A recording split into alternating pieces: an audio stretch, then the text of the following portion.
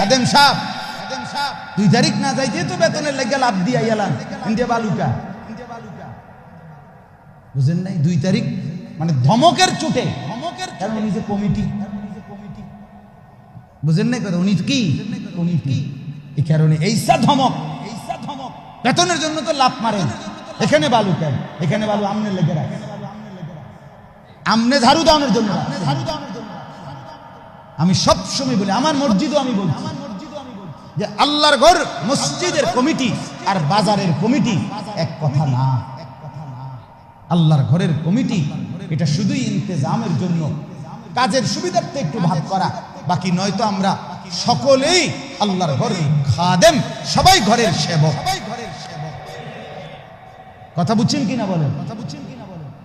যুগ যুগ ধরে কুরাইশরা আল্লাহর ঘর কাবার খেদমত করাটাকে নিজেদের সৌভাগ্য মনে করতেন, এবং কোরআনের তাফসীরের মধ্যে আছে আল্লাহর ঘরের খেদমত করতেন বলেই নবী সাল্লাল্লাহু আলাইহি সাল্লামের এই বংশ, কুরাইশ বংশের মানুষদেরকে গোটা আরব, শাম, সিরিয়া, ইয়ামান যেখানেই ব্যবসার জন্য যাইতেন, ওই কুরাইশিরা সাথে সাথে সবাই রাস্তা আলাদা করে দিত, তাদের মাল বেশি দামে কিনত, তাদেরকে সম্মানের সাথে থাকতে দিত।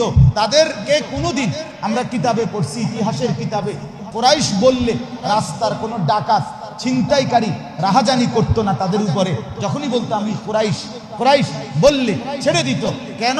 শুধুই কেবল আল্লাহর ঘরের খাদেম ছিল। ফালিয়াবুদু রাব্ব হাযাল বাইত, এজন্য আল্লাহ এই কথাটা বলছেন, কুরাইশরা আমার এই ঘরের বরকত দিয়েই তো চলো, এখন এই ঘরের মালিকের ইবাদত করো না কেন? এজন্য এটা খেয়াল করবে। আল্লাহর ঘরের কদর, ইমামের কদর, মুয়াজ্জিনের কদর সর্বদিকে।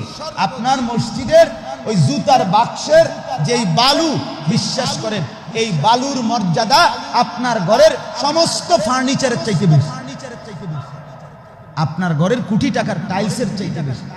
আমাদের যাত্রাবাড়ির হযরত দামাত বারাকাতুহুম যাত্রাবাড়ির শায়েখের নাম শুনছেন? আল্লামা মাহমুদুল হাসান সাহেব, বাংলাদেশের মুরব্বী। যাত্রাবাড়ির হযরত বলেন যে ভাই বলেন তো, হযরতের এটা বয়ান, হযরত বলেন ভাই বলেন আপনার খাটে আপনি বিছনার চাদর বিছাইছেন সুন্দর করে, এইখানে একজন লোক তার জুতাটা এভাবে নিয়ে মনে করেন খাটের এই মাথা থেকে ওই মাথা আসা যাওয়া করে, আপনার কাছে খুব ভালো লাগবে তো? কথা বলেন না কেন? আপনি এটা পছন্দ করবেন তো? হযরত বলেন আল্লাহর ঘরের মেঝে এটা, আল্লাহর ঘর এটা।